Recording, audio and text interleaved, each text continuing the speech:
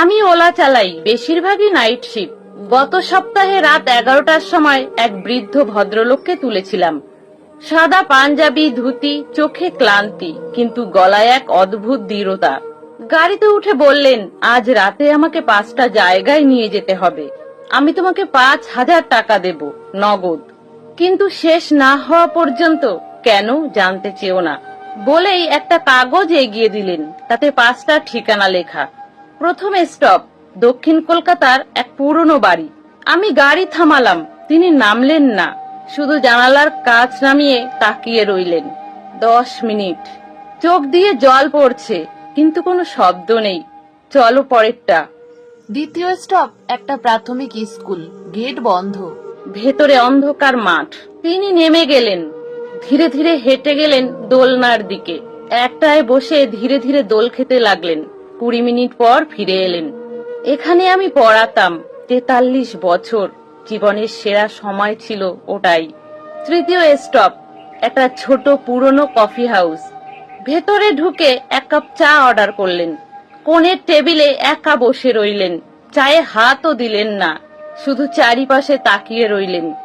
15 minute পরে ফিরে এসে মৃদু হেসে বললেন, এখানেই আমার আর মিতালির দেখা, 1969 সাল। চতুর্থ স্টপ নিমতলা শ্মশান ঘাট। তিনি নেমে গেলেন। চিতাভস্মের পাশে একটা ফলকের সামনে দাঁড়িয়ে ফিস ফিস করে কথা বলতে লাগলেন। আমি শুনতে পেলাম না। অর্ধ ঘন্টা পরে ফিরে এলেন, চোখ লাল। আজ 3 বছর হলো ও চলে গেছে। পঞ্চম স্টপ একটা বড় সরকারি হাসপাতাল। গাড়ি পার্ক করতে বললেন, তারপর আমার দিকে তাকালেন। এবার কারণটা বলি, আমার 4র্থ স্টেজ ক্যান্সার। ডাক্তার বলেছে কয়েক সপ্তাহ বা কয়েক দিন। আজ আমি আমার পুরো জীবনটা শেষবারের মতো দেখে নিতে চেয়েছিলাম। আমি স্টিয়ারিং এ মাথা রেখে কাঁদতে শুরু করলাম।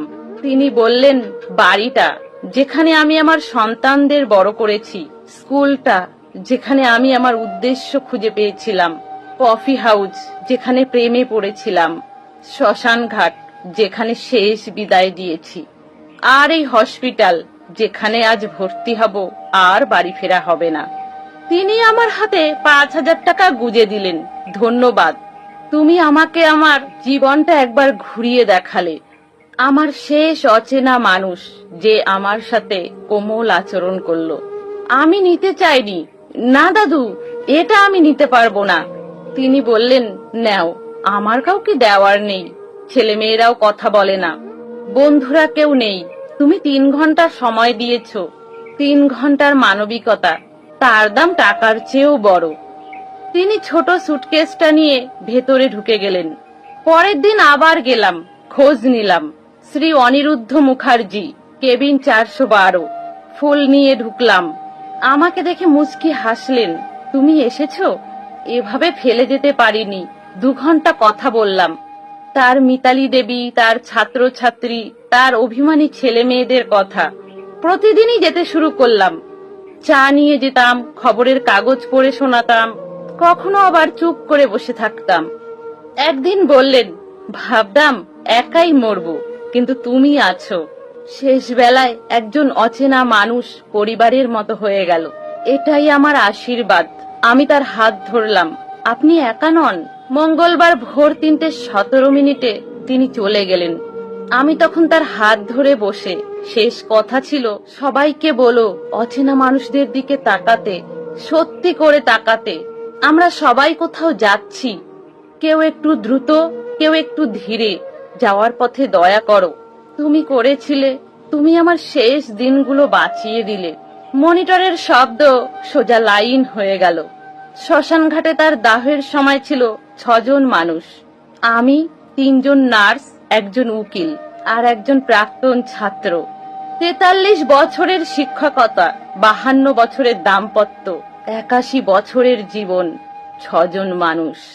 অনিরুদ্ধবাবু আমাকে শিখিয়েছিলেন, প্রতিটা অচেনা মানুষ কারোর না কারোর পুরো পৃথিবী। প্রতিটা যাত্রী একটা গল্প। প্রতিটা মানুষ বেঁচে আছে, অপেক্ষা করছে, মরছে, কেউ যেন তাকে দেখে। তিনি আমাকে 5,000 টাকা দিয়েছিলেন জীবনের পথে গাড়ি চালানোর জন্য, কিন্তু তিনি আমাকে যে শিক্ষা দিয়ে গেলেন তার মূল্য টাকার চেয়ে অনেক বেশি। মানবিকতা অতিরিক্ত কিছু নয়, আবার এটাই সবকিছু। আজও সেই 5,000 টাকা আমি গ্লাভ বক্সে রেখে দিয়েছি, খরচ করিনি। অনেক যাত্রী হয়তো তার শেষ সফরে বেরিয়েছে, প্রতিটা অচেনা মানুষ হয়তো শেষ বিদায় জানাচ্ছে। তাই এখন আমি অন্যভাবে গাড়ি চালাই, প্রশ্ন করি, শুনি, মানুষকে দেখি। কারণ এক বৃদ্ধ শিক্ষক এক কোমল রাত চেয়েছিলেন, আর এক অচেনা মানুষ থেমে গিয়েছিল। তুমিও সেই মানুষটা হও। আজ হয়তো কেউ তার শেষ সফরে বেরিয়েছে, সেটাকে কোমল করে দাও। তাহলে বন্ধুরা, গল্পটা যদি আপনাদের ভালো লাগে তাহলে প্লিজ লাইক করে দেবেন, কমেন্টে আপনাদের সুন্দর মতামত জানাবেন। সকলে ভালো থাকবেন, সুস্থ থাকবেন।